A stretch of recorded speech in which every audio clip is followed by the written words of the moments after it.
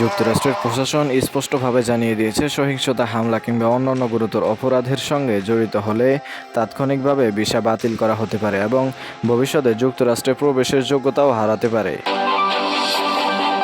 মার্কিন যুক্তরাষ্ট্রের ভারতের অবস্থিত দূতাবাস সামাজিক যোগাযোগ মাধ্যমে এক্স-এ এক সরকারি বিবৃতিতে বলেছে, ভিসা হলো একটি সুযোগ, অধিকার নয়। দেশে বা বিদেশে সংঘটিত কোনো অপরাধমূলক কর্মকাণ্ডের জন্য অভিবাসন আইনে কঠোর শাস্তির মুখোমুখি হতে হবে।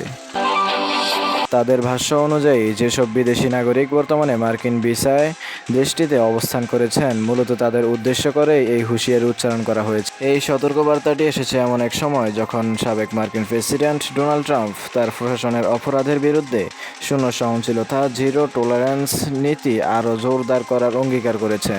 তার লক্ষ্য যুক্তরাষ্ট্রে অবস্থানরত অপরাধে জড়িত বিদেশিদের দ্রুত বিতাড়ন করা। জাতিসংঘের মানবাধিকার বিষয়ক হাই কমিশনের তথ্য অনুযায়ী, চলতি বছরে 20 জানুয়ারি থেকে 29 এপ্রিল পর্যন্ত মাত্র 3 মাসে যুক্তরাষ্ট্র থেকে 1,42,000-এরও বেশি অভিবাসীকে বিতাড়ন করা হয়েছে।